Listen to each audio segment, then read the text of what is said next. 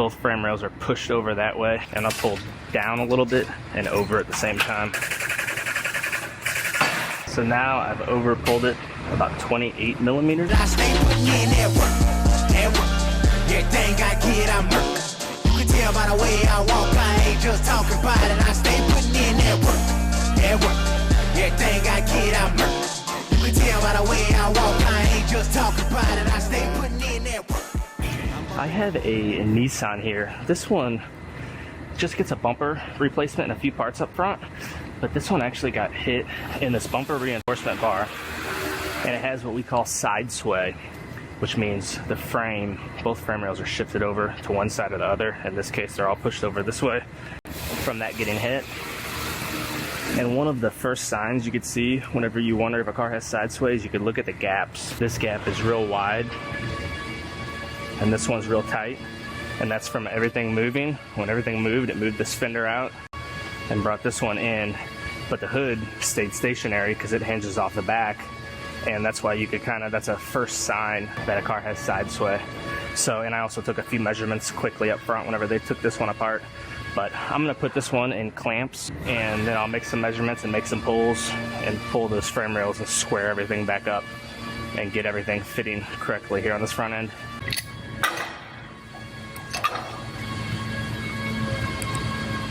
So they have measurements of where they want these clamps at, and you measure off the center of the rear wheel, and this one's gonna be 680 millimeters, which is right about where I have it right here.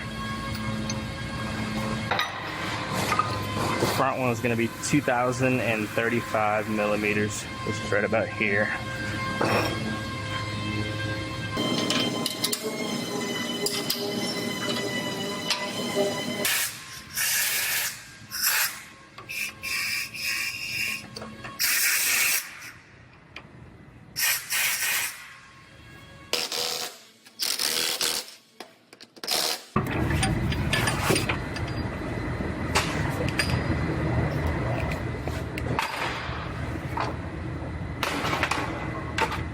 Now I have to match the measuring system to the vehicle so it knows where the vehicle's sitting. So I have to go to 5 points in the center of the car that are undamaged in the center section, and it gives me different attachments. Then that will match the measuring system to the car so it knows where the car is sitting. Well, then I could come up front and get measurements. My first point is a bolt right up here. You guys probably won't be able to see it.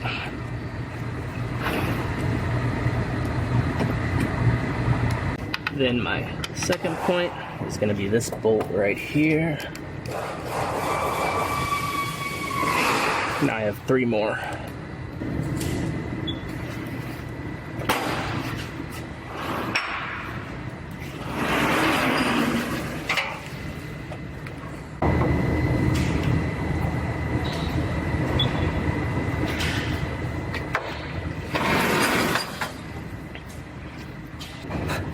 Now the measuring system is matched to the vehicle, so I could come up here to this front end and see how far over everything is pushed.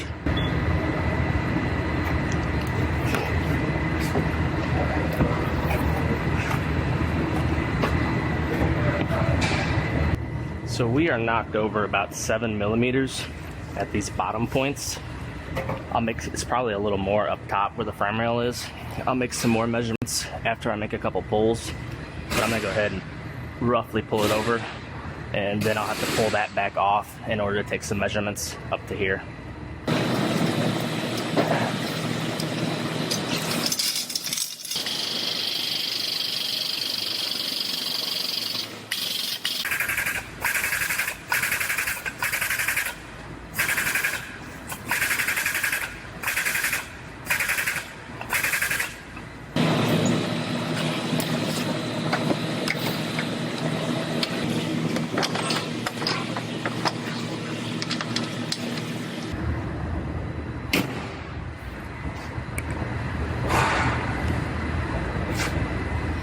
Alright, I about have this front end all squared up. Headlights are fitting good, hood's fitting good, fenders and everything line up properly with the hood now. So they are going to paint the bumper cover, and we'll get this one finished up and it can go home today.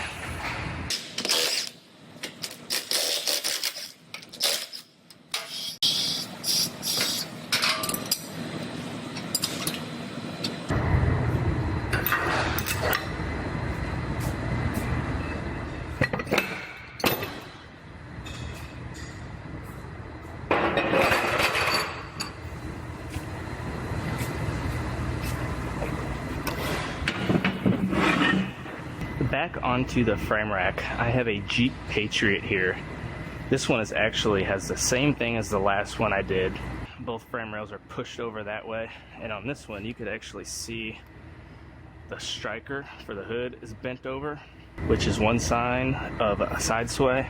And then I don't know if you can see this, but it's hitting on the side of the hood latch.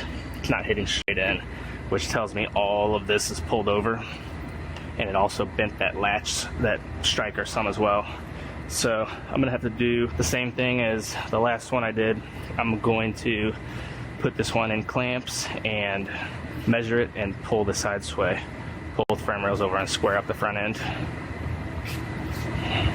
So this first clamp in the rear, they have it 680 millimeters. So right about there. And then the second clamp, they want it 1950 millimeters. Right about there. The nice thing about this frame rack is, in order for this car to lower enough to get in these clamps, you almost would have to pull the wheels off or put extensions on here, which they do make. But these ramps just lift off, so I'll just pull these off and then I can lower the car down into the clamps.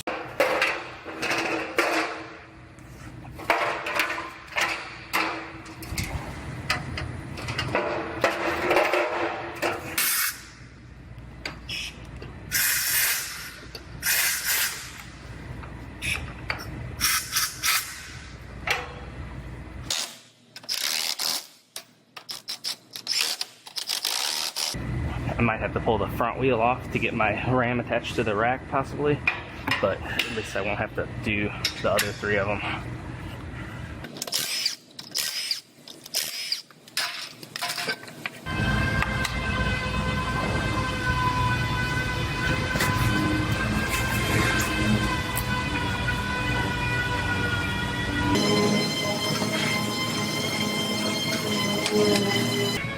Now, I have the measuring system matched to the vehicle now, so I'm going to come up here to the front and I'm going to measure the front frame rails and see how far off everything is.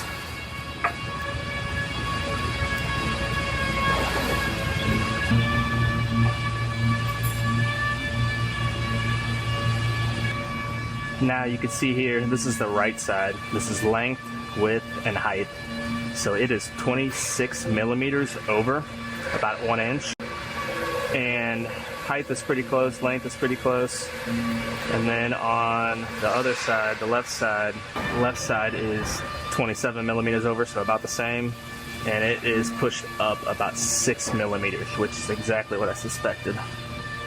I am going to grab a hold of this reinforcement bar and I'll pull down a little bit and over at the same time. And I'm going to do what is known as a live pull. So I'm going to leave this measuring system on this bolt so I could watch it as it moves. Because in order to get this to stay where I want it, I'm going to have to over pull it, probably 15 to 20 millimeters past. So then when it relaxes, it'll go right where it's supposed to be.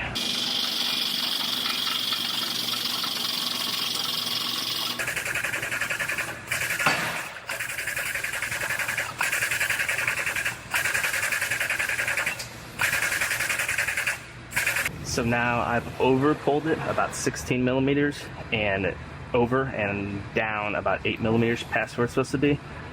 So that got my height right where it's supposed to be. I still have about 8 more millimeters I need to get out of the side sway. So I'm going to go a little further.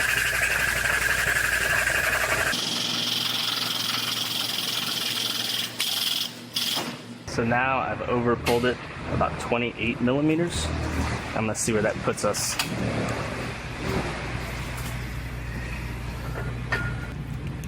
-1, almost perfect.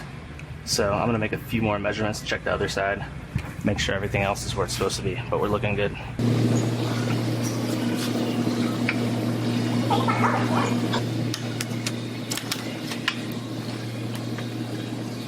All right, I got this one all squared up. It measures out perfectly.